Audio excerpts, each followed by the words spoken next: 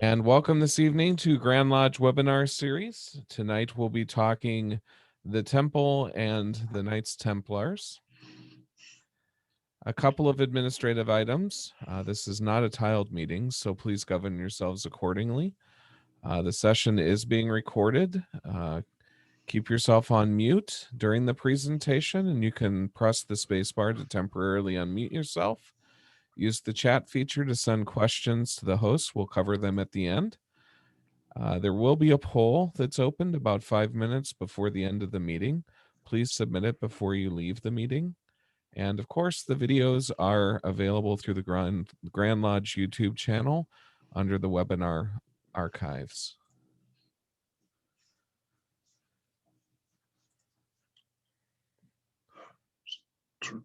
There are a number of upcoming webinars, so please check the Grand Lodge site for a schedule.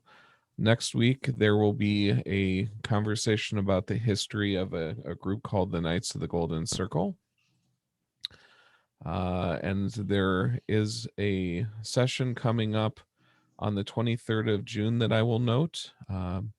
It cannot be recorded due to copyright. So if you are interested in seeing a light in the darkness, please make sure to attend live for the 623 session. If you have any topics or something you'd like to present, please let the mentoring committee know. A word quickly on the show and tell challenge. There is a challenge from the Grand Lodge of Minnesota to try to attempt and capture these past historical months during the COVID pandemic. And there are 3 questions that are being asked. What is Freemasonry? What will your life and legacy say about Freemasonry? How will you help others find their way to the rewards of the craft? This is an opportunity to collaborate with your lodge brothers and submit responses. The original idea was capturing these things in form of video, but it's been opened up to other mediums of expression, such as essays or poems or things of this nature. If you do have questions, please visit http://bythecompass.org/challenge, and please note that the challenge is case sensitive. Again, we are looking for presenters, so if you have a topic that you'd like to present at a webinar, let us know. The mentoring committee email is included here, mentoring@grandlodgeminnesota.org. And with that, we now will go to our featured presentation, the Temple and the Knights Templars. Most worshipful brother Terry Tilton, the floor is yours. Okay, I need to have the screen opened and go to sharing here. So let's just see if we can find it here. Let's see. Looking for this. There we go. And need to get a slideshow from the beginning. It should start from the beginning. Okay. Well, that one didn't start. How come they're not coming up? I have a lot of information to share tonight, and I'm going to run through the opening part of it quite quickly because I have shared most of that in the other program. Tonight we want to talk about the Temple and the Knights Templar and a little bit about an exploration of the Temple Mount. Most worshipful, you're not sharing anything currently. Sorry. That's okay. It's up on my screen. Why? You need to go to the Zoom session and click the. Okay, I'm sorry. Yes, I'm sorry. It should click. No, I don't want to cancel it. Let's see here. Open Zoom meetings. There it is. Share screen. That's the screen I want to share. And get back over to from the beginning. And hopefully it'll pull up. There we go. Everybody see that? Yes, we see it. Oh, Thank you. wonderful. Okay, thank you so much. So tonight I want to talk about the temple and the Knights Templar, and most especially the exploration of the temple.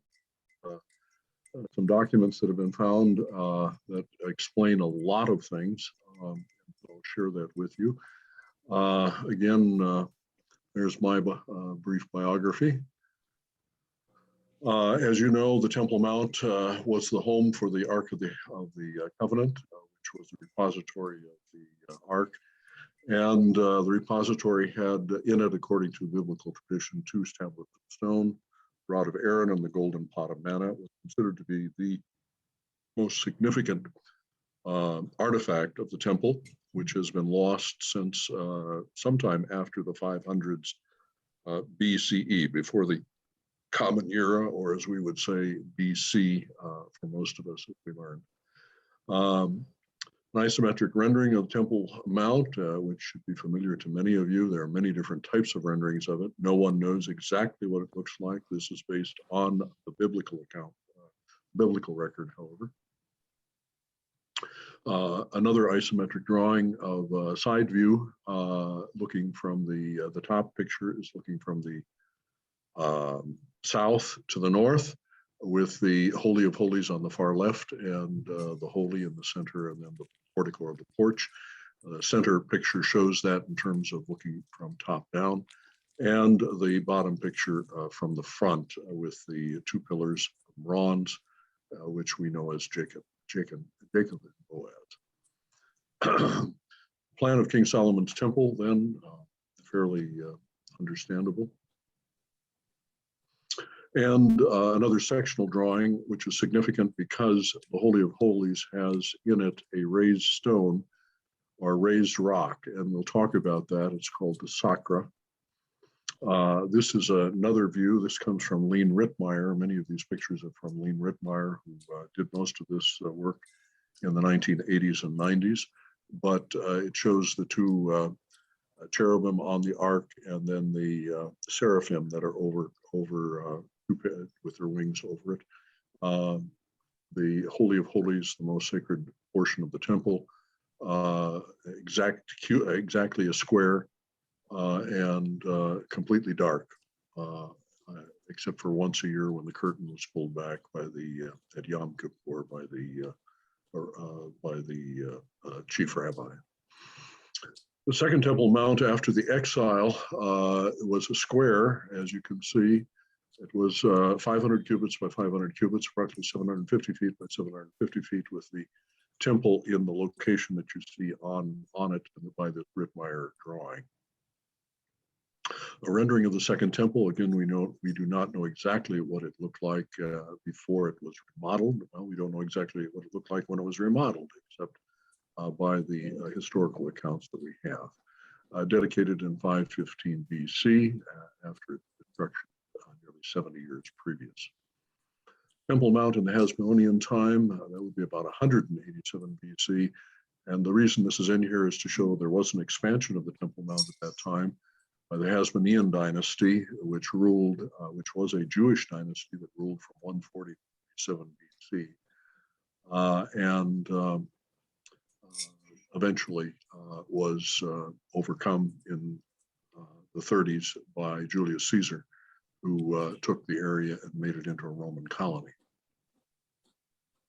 This is a Rittmeyer reconstruction of Herod's Temple Mount after the building of the mount, with a tremendous expansion of the mounted size. I'll show that in a moment. This is looking at the southwest corner of the temple pinnacle, which would be the highest point of the Temple Mount, approximately 320 feet high from top to bottom. Massive structure, as you can see. And this is the Herod's Temple Mount with the addition in yellow, and the original square that's been added onto by the Hasmoneans, and then the Temple Mount as it's located, the temple itself as to where we believe it was located in the time of Herod's temple. Here's another isometric view of the Temple Mount with the expansions. And you can see in the center the mount called Mount Moriah, of course, which is the the place where the temple was at, also called the threshing floor of Aruna. The ark sat on the highest level of that mount, but that is not the highest mountain in Jerusalem. There are a number of others. Herod's temple foundations, massive foundations. I mentioned this later on. One stone weighed over 517 tons. It would be exceedingly difficult to move that today with modern equipment. And the only way it could be moved back then was not to be lifted, but to be rolled from a higher level down to a lower level, which we know exactly is what was done. The southwest and the southern entrances, the southwest entrance right at the pinnacle with Robinson's Arch on the left-hand picture, and then the southern entrances, the three gates, one of them, the one with three gates is called the Hulda Gate. Those are important, as I'll mention in a few moments, because in reference, we're going to be looking at where the Templars broke into the Temple Mount from here. Temple Mount in 70 CE, or in the Common Era, at least a reconstruction of it, and the one actually that's seen as part of the reconstruction in Jerusalem today at the Holy Land Hotel. Oops, I went over that, but that's okay. Siege of Jerusalem took place in 70 CE, as most of you know. Took about 4 months to eventually break the walls into the city, with the Romans under Titus completing that destruction and burning the temple, although they claim they never attempted to burn it. It was done accidentally. What they did do is loot it of what amounts to hundreds of millions of dollars in gold, and essentially funded the war against the Jews at that time. Temple Mount today, as it's been excavated, excavation since 1967, the Wailing Wall on the left, divided in two sections, male and female, the female closer to you. And then under Robinson's Arch, you can see the stones that were thrown down, or at least some of the stones that were thrown down off the Temple Mount by the Romans during the destruction of the temple to make sure it could not be reused as a fortress. I indicated to you that there's very scant evidence about the first temple itself. Actually, we have a pomegranate top for a rod, and then we have a number of sifting articles that have been sifted since 2004, but most of those articles are not from the temple, the first temple period, which would be approximately 950 BCE. The third most holy site in Islam is the Dome of the Rock, or the Sakra. Sakra literally means rock in Arabic. And this was built between 685 and 691 CE by Abdul Malik, probably the most important Umayyad caliph of the period. It is absolutely a gorgeous building and is considered the most beautiful Muslim building in the world. It is the third most holy site in Islam by virtue of the fact that it's believed that Muhammad made his night ride over the moon from this place. And of course, the crescent is the symbol for that in the Islamic faith. Inside, absolutely gorgeous with its arabesque style. No human figures whatsoever, all architecturally styled, and it is the oldest Islamic monument in the world. Inside the Sakra, there is a cutaway that you can see on the left. You cannot go into it today. No non-Muslims are allowed. I have been in it twice over the years, and was very privileged to do that. In the center, the dome overlooks the rock, or the Sakra, which is believed to be the site where not only where Muhammad rose into the sky, but also where the temple ark stood. This is confirmed by all of the excavations of Wayne Rittmeyer and is generally accepted to be the foundation stone for the temple itself by most archaeologists today. The Ark and the Crusader Church are significant only because after about 1099, when the Crusaders, when the Knights Templar took Jerusalem, Actually, they were not Knights Templar at that time. The Crusaders took Jerusalem and decided to build the temple, not destroying, decided to build a chapel inside the Dome of the Rock over the area of the Takra, and which is the Dome of the Rock covers it. And on the left-hand side, you can see where my arrow is pointing, the yellow place where the ark, we believe, would have stood. Give me just 1 second, gentlemen.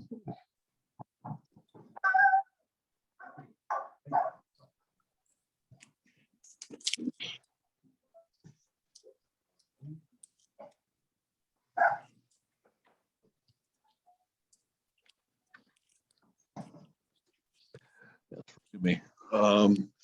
And so consequently, this is a reconstruction of what we believe the Crusader Church looked like. It was destroyed in October 2nd in 1197 when Jerusalem was retaken by the Muslim armies. The Temple Mount, as it was found by the Crusaders, just some pictures of it. The Knights Templar story, of course, begins with the pilgrims to the Holy Land. 9 monastic knights went to Jerusalem when it was taken in 1099.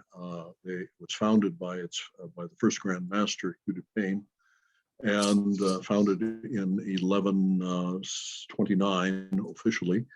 Bernard of Clairvaux gives them the rules of order, and he is their spiritual head. The Holy Land is abandoned by the Knights Templar in 1291, where they moved to Cyprus. They are called the poor fellow soldiers of the Christ in the Temple of Solomon, also known as the Order of Solomon's Temple, or the Knights Templar, or simply the Templars, a Catholic military order founded in 1119, headquartered on the Temple Mount in Jerusalem through 1128. When they went to meet with Pope Honorius II, were recognized in 1139 by papal bull, and the order was active until 1312, when it was perpetually suppressed by Pope Clement V in another bull. And you're perhaps familiar with most of that history. What we're going to get into tonight is entitled The Book of the Year We Remember. We call it the Cremona document from the headquarters of the Knights Templar. It was purchased by Dr. William Jackson in the 1970s, later sold to the Vatican for about $365,000 in the late 1980s, minus some of its maps and pages relative to treasure sites, and something else that I'll be showing you tonight, some pages from a lost book of the Bible. This is a binding that comes from the 1850s. It was rebound at that time. We have a record as to where this particular book was from the 1600s, when it was taken out of the Vatican Library and kept by various Masons and some non-Masons, and that record has come down to us. It starts with the wording "We Six," and it is put in Theban, which is the language of the Knights Templar. Theban language may not be familiar with you. It was used as the language of the Knights Templar for all of their communications and their financial network. Of course, they had a huge banking empire, and they were the bankers of the world for a couple hundred years, basically formed the modern form of banking as we know it today. This particular document begins with them breaking into the Temple Mount, and on the left-hand side, I'll show you where they broke into the Temple Mount according to this document. It is written in Theban. Theban is a language that was actually developed, a script that was actually developed by a pope about 100 years before the Knights Templar came along, but not in common use. They picked it up, and it's one thing to have the script, but almost all of the Theban that is written for their work is done with a cipher, and so without the cipher, you cannot read the script. And obviously, then you would have to determine after what language it would be in order to read it as well. So all of that is part of the complication of the documents that we have. These are original maps from the year we remember, which talk about explorations to the New World, North America. And, talk about in a few moments. The six Crusaders entered the Temple Mount according to their map. This is the corner of the Temple Mount on the southeast corner of the Temple Mount. And right where my scroll is at, they enter in here and eventually go into what amounts to the area that is known as underneath the area that is known as Solomon's Temple, Solomon's Stables. This is I said southeast. Let's see, it's got to be southeast. It cannot be southwest. So this is a mistake on my script here, because the western wall is on this side, eastern wall is on this side. But this would be where Solomon's Stables were at, according to tradition, at the time that the Knights Templar took them over. Here is a map that was drawn as part of the maps of the Cremona document. The top map is simply showing the location of the Temple Mount and the Ark of the Covenant, the Dome of the Rock, and then a little bit of the corner of the Temple Mount where they would have entered. The lower map is reversed and shows how they entered and through a circuitous route, and as we'll find out, and eventually got into an inner chamber that's about 4 levels beneath the Temple Mount itself.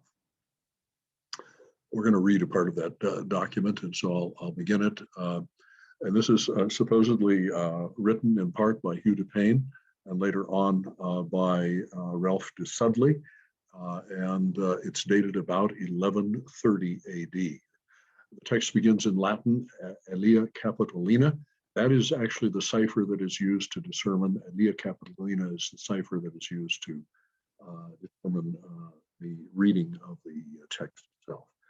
We six have now entered beneath the south wall. The entrance is very narrow, but opens up soon into a large natural cavern of limestone.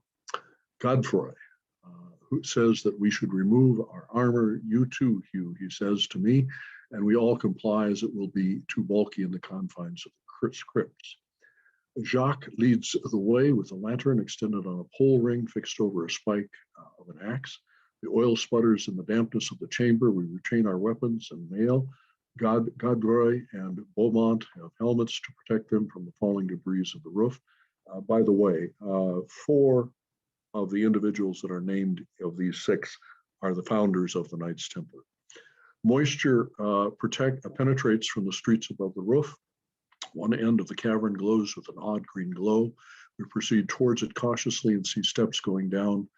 Bernard calls out to de Payens, you take the rear, Jacques, keep the long ropes, and Buford, go back for the scaling ladder. It will be a slow going. I could smell the stench from the entrance. We're about a dozen steps down, and we were among the dead. God save us.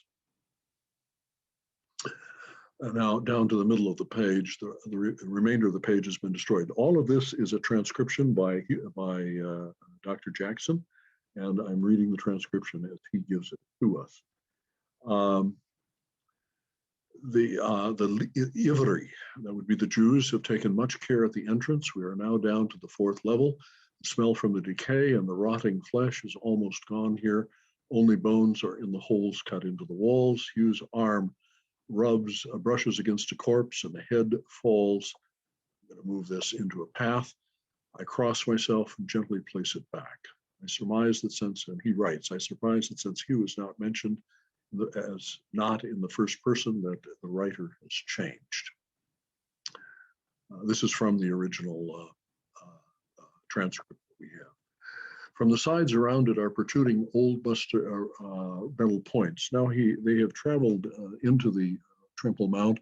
One of the brothers has fallen into a hole, but thankfully does not fall all the way down it, because the hole has scabbards that are in it, pointed toward the center, that would cut you in half. And this is what he's talking about. A man would be sliced up, falling through that, and the lamp reveals at the bottom spikes. Why such a trap? Almost to the end of a blank wall. What does it guard? States Barnard. Hugh probes the wall with a scaling ladder. It's brought forth and laid over the hole for us to walk onward to the far wall. It is mud about half its blade's length. It reaches something solid. We remove our daggers and dig. Solid as wood. Lionel uses the axe, and we are through the timbers some 2 to 3 hands wide. We are into dirt and through it with half the length of a spear. We open the hole to reveal another huge chamber of natural rock. The roof extends far above us, and there's a small opening far above that we see light through. It must be from the street above to the surface. We have entered this place 2 hours after trace, and by the candle mark, it must be near Sext. There are metal scones on the walls, but they are very rusted. We do not use them to hold the lights. This is a curious place. It's almost a chain long and a half a chain wide. The chain is 66 feet. Half a chain would be 33 feet. There's a crossbar of metal at one end. That slab of rock rests. There's a groove at one end and in the center. There is a dark stain all over it. Jock states that it's very Ivry altar. The bones of sheep and birds beneath our feet tell that he speaks the truth. Behind it is a bronze bar that forms a short rail from which 7 small cups hang. The Ivry symbol states Bernard. That would be, of course, the symbol of the menorah. There are no seats except around the walls, where there are flat stone pieces set on other stones so as to provide a seating place, but no evidence that was in use. There is a trough and water. Within, a ritual bath, perhaps. It runs through a hole in the wall. This is where the water underfoot came from. One day it will undermine and collapse the level. At the 4 corners of the squared floor, defined by marble stones set in the floor, forming an oblong square, rest 4 limestone boxes. They are called bone boxes, and the Ivry bury the bones of their dead in them. There is a loculi behind each one of these, but no bodies are within. To the right of the altar stone, we opened that first box. It is a rosette of 6 metal petals interlaced with small dots. A flat lid is very pitted and worn and would be due to the band. Writing on the long side indicates 1 inner, 2 oval, and the writing may be the name, but it is very worn and there are bones of a man within. We count the ribs. Hugh notes that it is strange. The head is separated not at the spine, but cleanly severed. This man died when his head was cut off with a very sharp axe. The bones showed little splintering where the axe slid over them. There is a name, and I read a little Ivry, so it is for me to fall to make out what is written. It is Jan.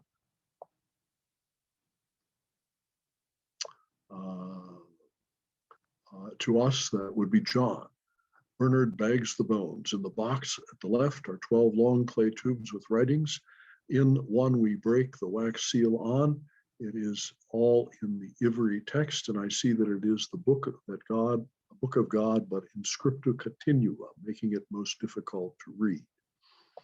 There are others in a strange script too. We take them, all of them. Bernard states we will bring them to Castrum Sepulchri. That is the home of the Knights Templar and the home of Bernard, their patron saint. There is a man called Jacobus there of the Germanic tribes who may be able to read them. The box at the back now is on the right, is sealed with lead seals over the lip on the edge of the box and its cover. This is unusual. There's a design of the pillars on one long side. This could be a doorway from Ivry Temple. Just 1 or 2 more pages. We cut the seals off and Bernard takes 1 to go with us. Within is some rotten sheep hides. Even after a long time, the smell of sheep remains in them. Below them and stacked in a pyramid shape are small elongated blocks of gold, each stamped with a seal that Beaumont recognizes as the Ivry King Solomon. This is a treasure beyond our dreams. This will help the money-moving plans. The last box is now quickly opened, expecting more gold, but below the sheep hides we find none. Instead, there are 5 devices of metal and of a curious type. Bernard states we will bring them to Hildegard of Bingen, who works in the Liber here as Liber Subtilitium, Diversarium, Netarum, Criturium, in the word is obscured, Sara mountains, and may be able to discern their use. I will describe each as best I can. Now a shaft of light passes from the hole above and illuminates a spot on the floor. We stare at it as it reveals a big eye. When we place the torches in it to see it, it is laid out with tiles, once of many colors in the shape of a big fish. Beaumont thinks by the candle mark it is the noon mark we see.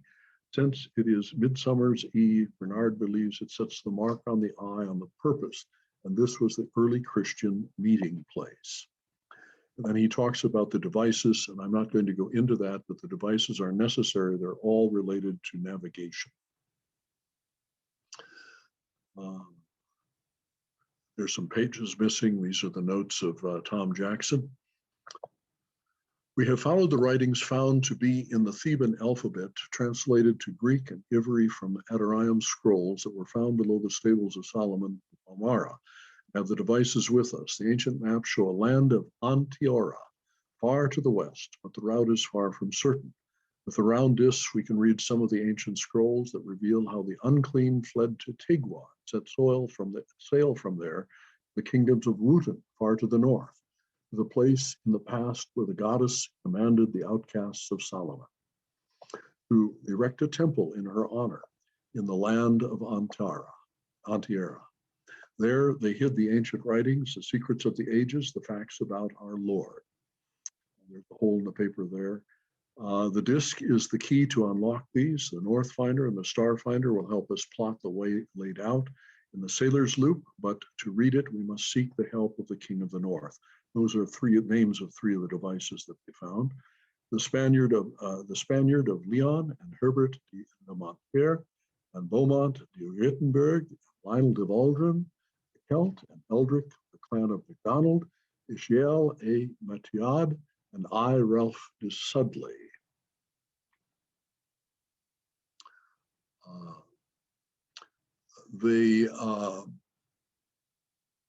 Let's see, I want to pick it up not at the top. I want to pick up just the closing section here. I have thus, and this is de Sudley's writing now at the end of their trip to the new lands, actually to Antiara, which is in the Catskills of New York. A number of pages dedicated to that and the documents that they brought back. I have thus returned to the Cistercian monastery at Castrum Sepulchre, and 3 moons. My shoulder is healed well, but pains me a bit when the damp sets in. Father Absalom has sent us Brother Antoninus to take down my story so that I can be added to the record by the order of the Grand Master Odin de Saint Amand. He has informed me that the map and instructions of the treasure of the Alpha Scroll shall be a reward for the valuable service I have provided, and have received the sacraments and been given absolution. I shall be given a command at the garrison of Petra. This is more than I could hope for. We've returned with 9 tubes, many having several scrolls within. But the marriage agreement, Master Odin states, is valued beyond measure. Unfortunately, Hubert and his ship was lost in the sea, thus no discs remain. The quest is to be assembled for the recovery of ones with Altamara de Leon, but I shall not be party, nor shall I go. And they are looking for more of the scrolls, and the discs are the interpretive discs for the scrolls themselves. Ralph de Sudley closes by saying, however, the new Grand Master, Arnold de Torrigo, decides to delay it. I state that all of the above is as I remember it, place and sign my name below to test by the grace of God in the year 1180. And then Tom Jackson writes, this document appears to have had a wax seal attached, but has fallen off and been removed and signed Ralph de Sudley. He writes, it is my belief that Brother Antoninus is writing the record as spoken to de Sudley, as spoken by de Sudley, wrote Ralph for de Sudley's name out when he came to the signature. He signed Ralph or Ralph. It is evident to me that both of these groups, the Temple Goddess group and the Kohan group, started out as Jewish. The Goddess group was intermixed with Nordic, enough to have Nordic characteristics evident in their appearance, thus indicating they are the older of the two.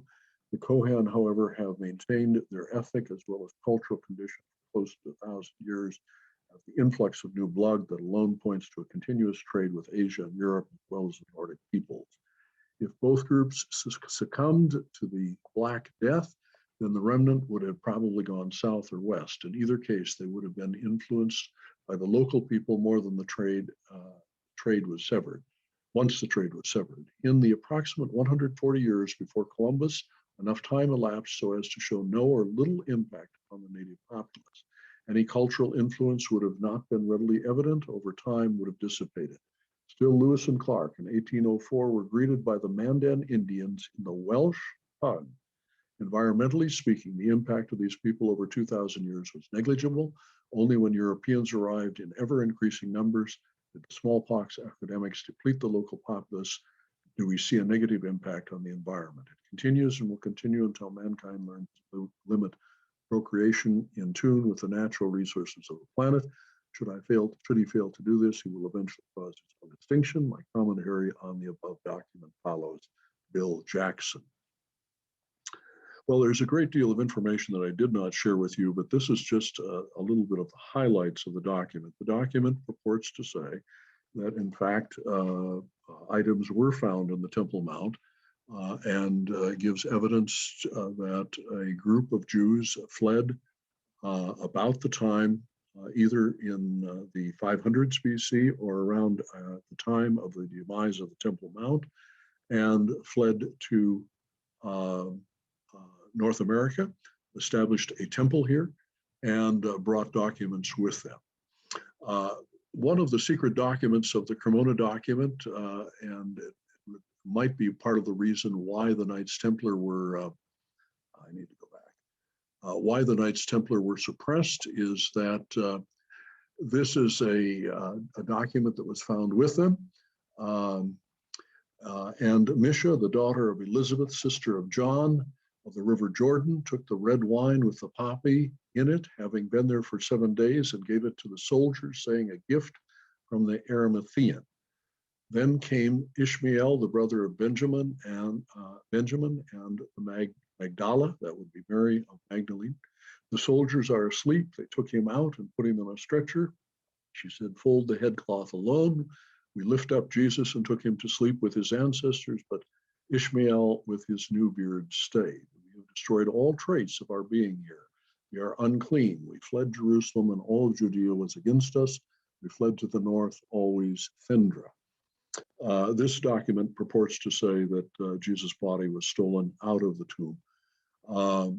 That document is significant, but there's another document that is also part of this. If we can get this to move. That document purports to be the marriage document of Jesus. But interestingly enough, here's an interesting thing that was also found in the Cremona document. We have only pictures of the actual, but this is 2 pages from entitled The War of the Lords from Bill Jackson's Cremona document. And what is significant about it is the book, The War of the Lords, is mentioned in the Bible in Numbers 18, and all historians indicate that it is a lost book of the Bible. But we have essentially a page from it which has an interesting part of the conflict of the Israelites on their way through the wilderness, and I'll share it with you because I think you might find it interesting. And the Canaanite king Arad, his armies and his cities were delivered to the Israelites at Hormah. Then did the Lord say to Moses, say unto the sons of Dan, depart 20,000 with Wahib and Gamieli, son of Ahiezer, son of Ashdai, and return to the river by the Sea of Reeds on the border of Edom. There you will, the sons of Dan, stand with sword and lance before, and shield and bow behind. Yet let no man of Dan put foot or toe upon the waters of the river, but stand upon the bank, stamp their feet, and beat their shields. Let none of the sons of Dan set foot upon the land of Edom. And Gemali will prophesy in the name of wisdom. So did Moses instruct Wahib and Gemali, sons of Ahiezer, as the Lord commanded, and they departed.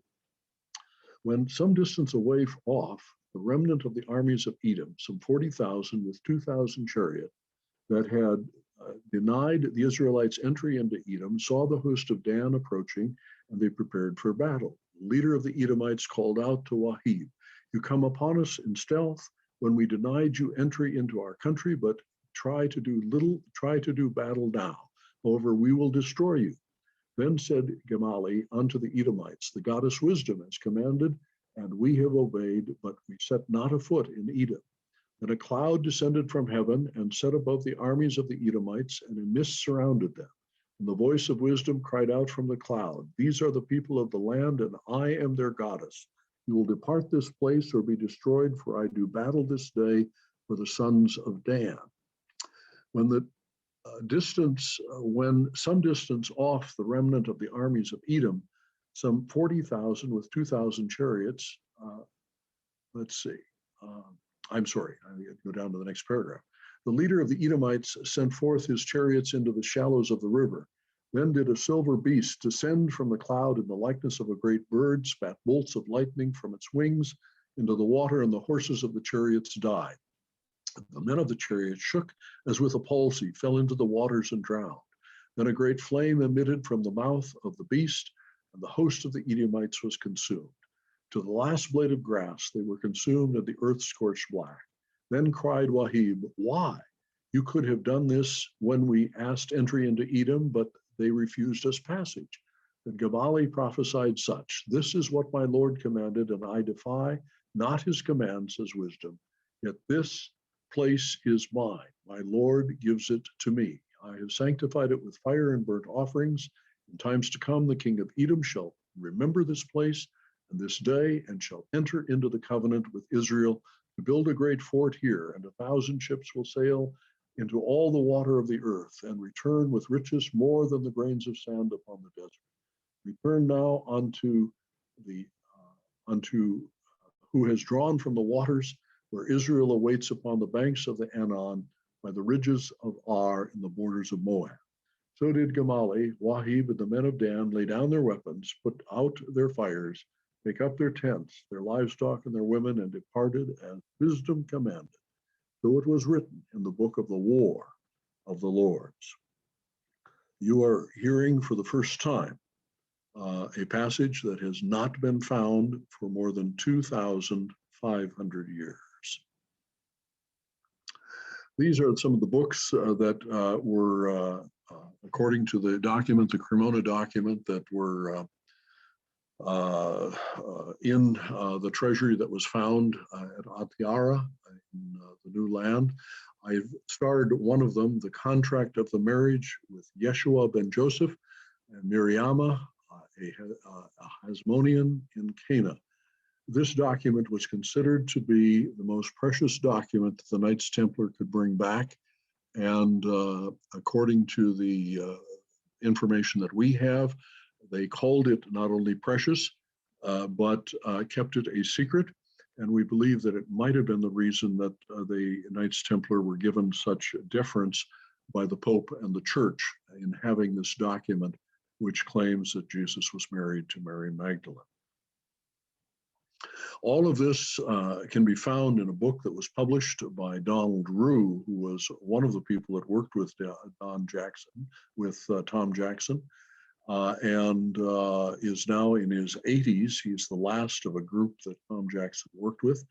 And the book is found on Lulu Publishing. However, there will be a new edition coming out shortly with a lot of additional information. Well, that's what I wanted to share with you tonight. And so I'm going to stop sharing and take your questions and see if you have anything that you would like to talk about. How to get out of the sharing. Pause sharing, no. Stop, no. How do I get out of sharing? There should be a button that says stop sharing.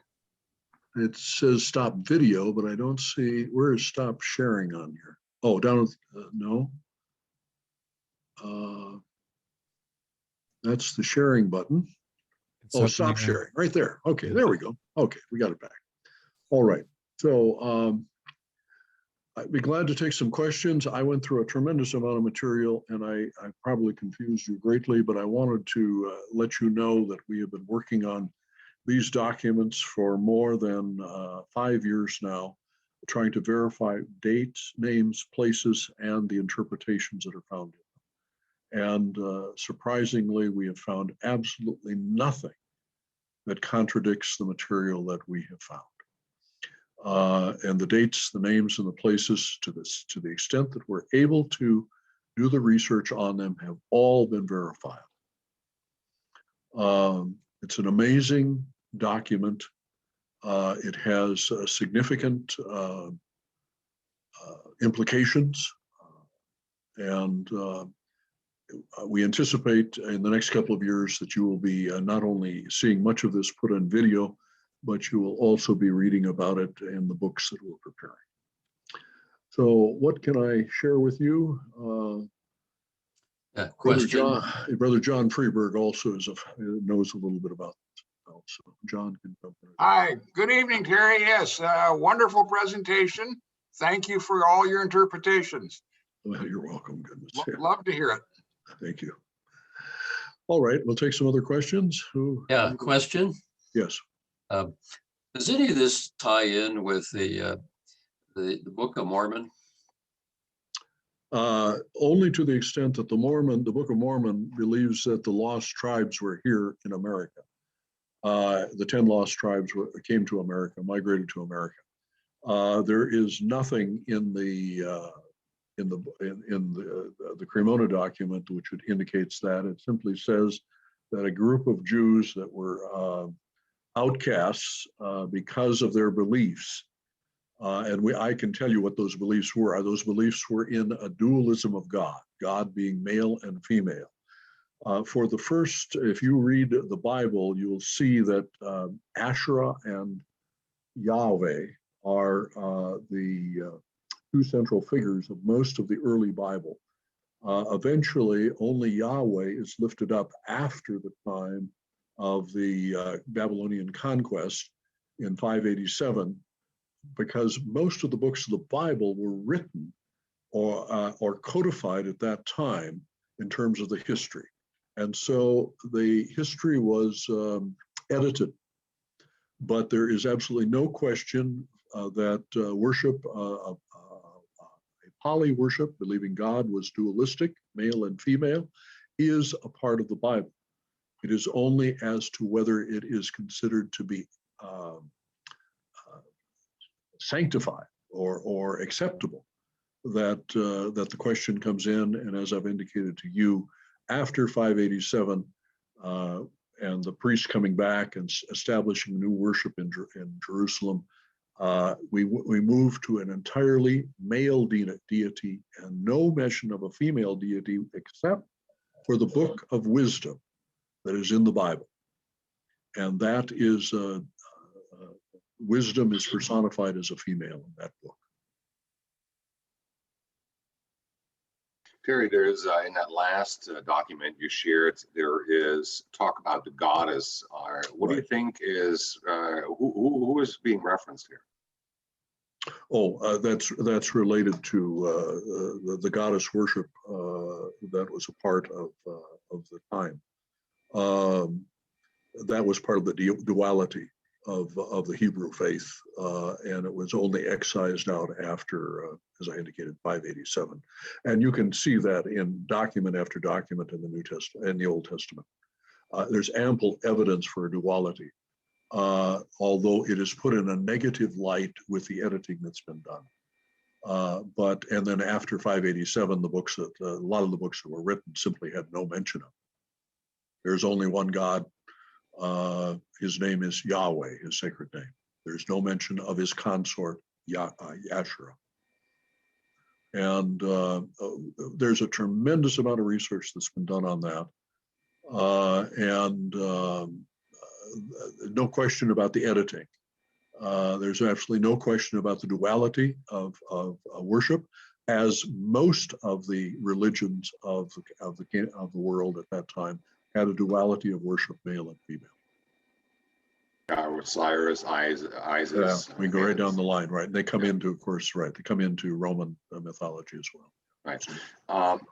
So there's that document that you provided a list. Are these the documents within the Cremona document? Those are the documents that were supposedly at Antiara, at the temple site in Antiara. Also, another 170 that are not mentioned by name, but were taken up to Montreal, according to the information we have, and given to the Sulpician order, and eventually taken back to Europe.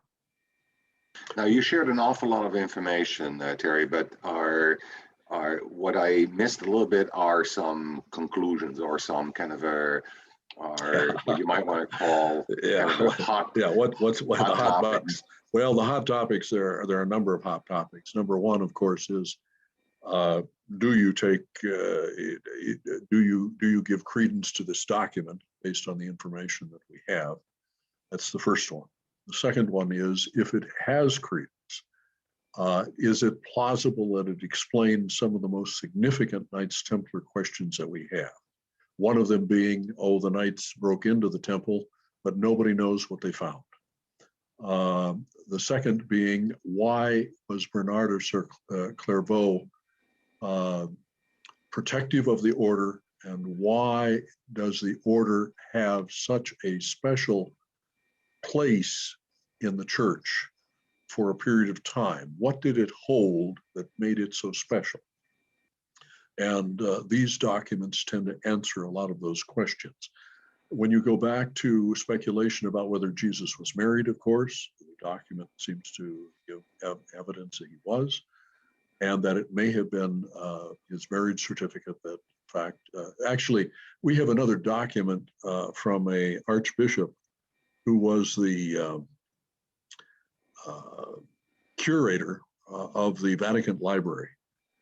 He retired, and through contacts, we asked a contact made with him if he could verify that there was a document of Jesus' marriage certificate in the Vatican archives.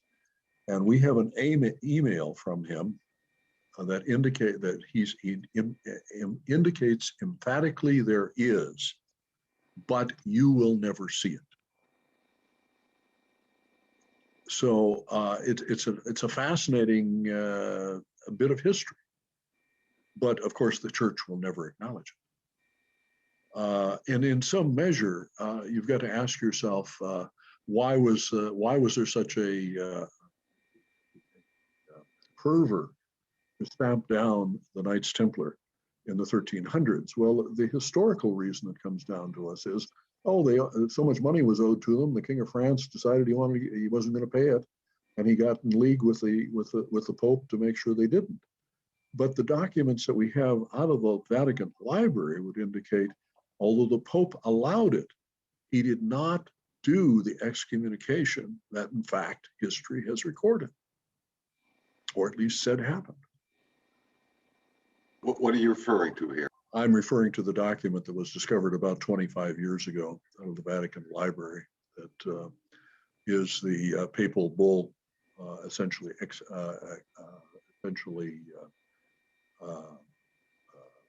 giving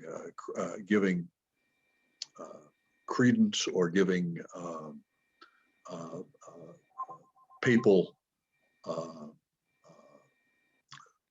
wasn't protection because the order had already been suppressed, or was in the process of being suppressed, but essentially indicated that the Templars were not the heretics that, in fact, they were charged with. So now, I should be able to tell you the name of that document. Any of my brothers remember it? John, do you remember it? That's the book by Barbara Frail, and I can't remember. That's Frail, but I can't remember the name. You're right. Yeah, I can't remember the title of the book, but Barbara Frail is the one that wrote it. Right. She wrote it, right.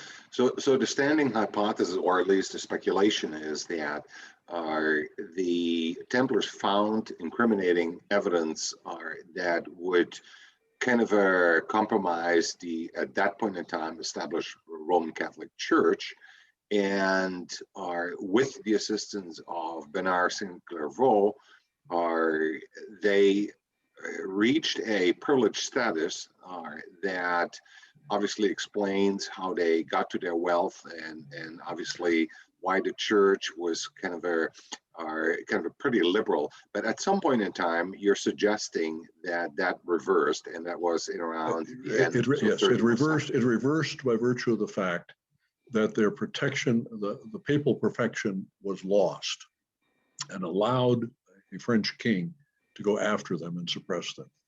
Now, the unspoken portion of this is, and I believe from the evidence that we have with other documents, including the journals, as we call them, that the Knights Templar were in fact dualistic in their theology. Although publicly they were very Trinitarian, they were actually very dualistic in their theology. And that was the secret part of their theology. Well, Bernard St. Clairvaux was a Gnostic. I mean, he came out of the Languedoc and was right. And the protection of the Cathars at that time. Well, the Cathars were not in, there was no suppression at the time of Bernard Clairvaux. There was very direct interrelationship between Bernard and the Cathar movement. So when you make reference to the papal protection was lost, what should I have in mind there? It was lost in the sense that the papacy allowed a French king to suppress the Knights Templar, which were the most respected group in Catholicism, and certainly the richest.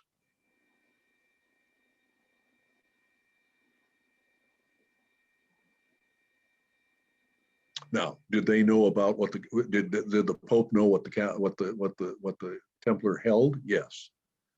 Did the Templar blackmail them? To the best of our knowledge, no. We have no documents that show that the Templar tried to blackmail them in terms of the information they had, but they had the information. If in fact they had a marriage certificate of Jesus, if in fact they had knowledge about the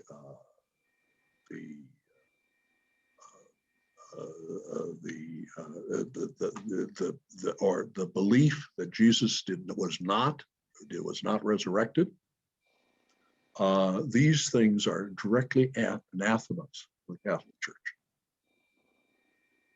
Well, I think King Philip IV, or the Fair, basically played a pretty manipulative kind of a role by bringing the papal seat to Avignon and, in essence, kind of exerting control on the papal reign. And if you read about the popes at that point in time, and certainly Clement too, these were not necessarily the most steadfast individuals or that you could imagine are sitting on St. Peter, right? Oh, absolutely, no question about it. And there was a conflict between the Italian and the French papacy, and that's really where it came out of. Eventually, the Italians got it back again, but not without a lot of war and fighting, no question about it. And of course, the Inquisition was all a part of that whole movement as well. It's a fascinating history, but these documents would purport to answer some of the most significant historical questions that we have concerning these movements. And as I've indicated to you, we have no doubt that the Cremona document is authentic. If for no other reason, I suppose you could claim, why would the Catholic Church try to buy it for $365,000? But the reality is that we have pictures of all the pages. We have the translations. We have some other original documents related to it that go back into the 1600s. And we are in the process of verifying them, but have every reason to believe that the documents we have are correct, are verifiable to the time and place of their writing. Terry, for the benefit of the rest of the audience, you might want to briefly touch on how the Cremona document came about. The Cremona document came about, William Jackson Dr. William Jackson, actually a physician,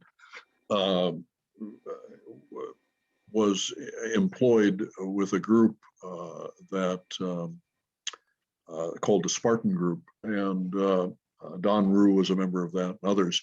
He was learning to scuba dive and went with his friends on a scuba diving trip out to Bannerman Island in the Hudson River, and happened to discover a garden post. The Bannerman estate had held a large armory which had exploded. And the armory was after World War II. It had exploded in a fire, and many items of it had blown into the water. They were actually exploring, just looking for things, and they found a garden ornament. One of them said, "I like it. I'll bring it home to my wife." He actually had it in the yard for 3 years, and then accidentally discovered that the top came off. Discovered in it a sealed tube, and with a scroll on it, which indicated that the Bannerman family had purchased. I was looking for information concerning a document that we know as a Cremona document, and indicated who they were trying to purchase it from. We went through the Bannerman records. He went through the Bannerman records to determine the date of its purchase. And then eventually continued to explore, what is this about? Where is this leading? Eventually was able to purchase the Cremona document from the Benvenuto family out of Europe for $650. And the document had been circulating since the mid-1600s in essentially a Masonic family. How the Benvenutos got it, we have no idea, but they had it. They were in the process of selling it to the Vatican. He bought it out from under them at that time and did the translation of it. They probably did not have the translation or understand the translation themselves. And he did the translation work, eventually worked it out and followed it. And what we have is essentially his translation of this document. And then the archaeological trips and travels to New York and to Antiara to see, is the material talks about archaeological artifacts. Are they there? And the answer is yes. And many artifacts were found exactly as were listed in the documents. Sorry, my question was more directed towards how the Cremona document came about. Meaning the origin It came about by virtue of the fact that it was written at the order of the Grand Master of the Knights Templar to record the travels of Ralph de Sudley, and in there is also the documentation of a couple of other Knights Templar about breaking into the Temple Mount, so where they found these. So it was recorded in 1170. 1170 is the date that's on the document.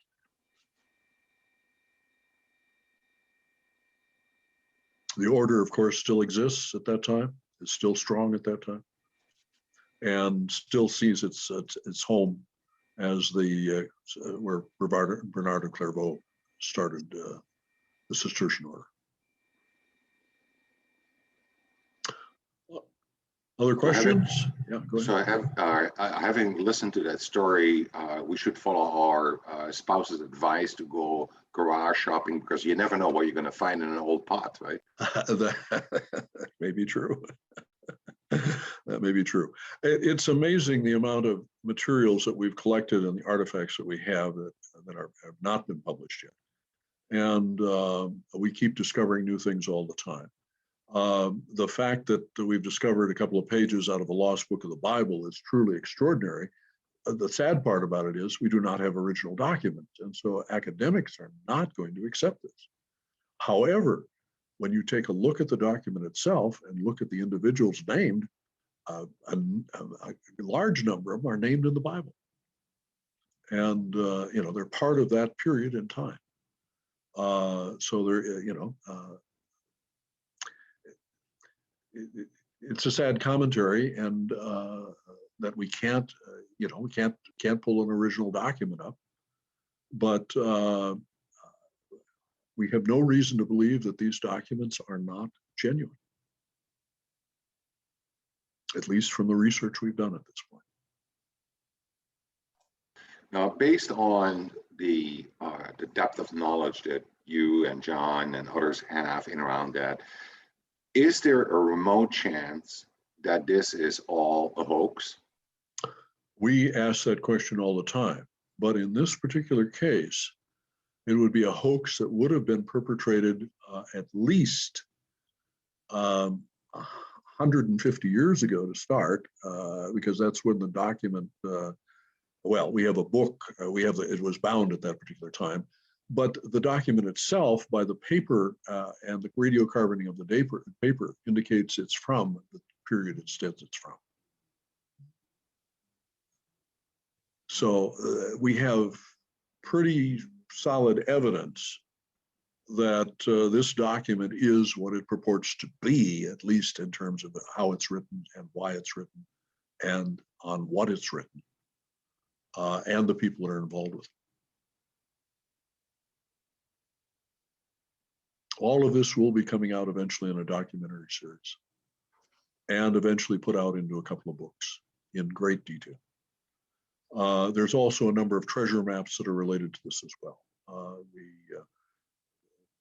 Question. Have you done any reckoning as to how the world would be now had a lot of this information been published a lot earlier? Well, it could have been published, but it would not have been accepted by the academic community, and or a great deal of it would not have been accepted unless this Cremona document was taken to an academic institution, and it probably should have been done at that time, but it was not. And so all we have are pictures of it. And we do have some originals that were tucked into the pages that go back to the 1600s of certain articles. But all we have is pictures. So you know, there's always going to be the question, you know, prove it. And the Vatican is not going to admit they haven't. That's not going to happen. If the Vatican archives were opened up, I can tell you in all sincerity, our faith, our world would be substantially changed. Well, that's what I was wondering. But It'll change never to happen. what? It'll never happen because the church has a vested interest in keeping these things secret. They have built an institution upon doctrines which require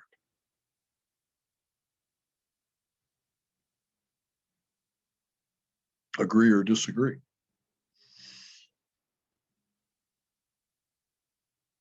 But there, you know, this is not unusual. Every movement begins with a cult, has an individual that has an idea that is generated in a group, a small group, that begins a movement that ultimately becomes institutionalized into something that perpetuates itself and its beliefs. I don't care if it's the Boy Scouts, the Roman Catholic Church, or the Kiwanis. They all started exactly the same way. Well, a lot of evil has started the same way. Well, I won't deny that.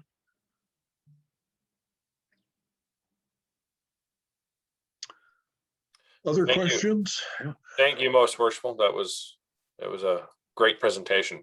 Thank you very much. You're welcome, by all means.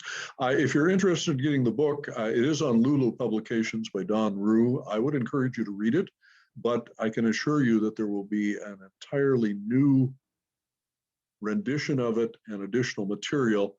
The book itself is a personal recollection by Donald Rue, and it tends to be pretty lengthy and winding.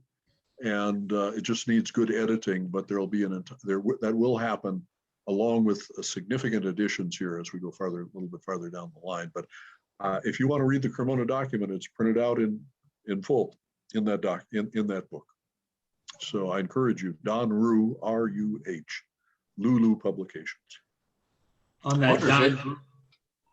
Don Rue book, is that do you have an estimated time when the new edition is going to come out? Well, we're talking about it now, and the edition will come out after we get the broadcast series up and going. And because there are things that will be introduced on the broadcast series that we do not want published yet until we can introduce them that way. Okay. And so I'm guessing probably another 2 or 3 years. Okay. To be honest. Yeah, right. I think the other name of that book by Barbara Freo was just The Templars, The Secret History Revealed. Right. You're right. That's the name of the book, but the actual document, the papal bull, is has a special name, and 100 copies were made of it. We have one in the House of the Temple, given by a brother in prominent display. I mean, the cost of those things is, I don't know, $10,000 a piece. I mean, they were done by the Vatican Library and Printing, and as exact duplicates. And it's a beautiful piece, no question about it. Of course, all in Latin, but then there's been some question, well, did the Vatican make it up after the fact when there was so much criticism about what had happened with the Knights Templar? But that's a real stretch to be able to say they made something up just to cover the plot. And then to allow somebody access to it, and then to... Well, they were given access by virtue of being a researcher, and it was misfiled. She found it in a box, essentially, misfiled. Yeah. And that's the story that she tells in the book. And so it was, and she's, I have no reason to believe she's not sincere about what she's saying and what's happened. It created a great deal of attention when it was brought out. In part because there was a lot of interest with Dan Brown's information back in the 20 years ago, and a lot of books were coming out. Anything with the Knights Templar name was selling. Knight hotcakes. Yeah. Thank you, Worshipful. Yeah, thank you very much. My brother, it's good to be with you tonight. Wish you well. Stay safe, and God willing, we'll see each other again. Thank you. Thank Excellent. you, most Thank you. worshipful. Bye. And we'll see everyone back next week. Have a good evening.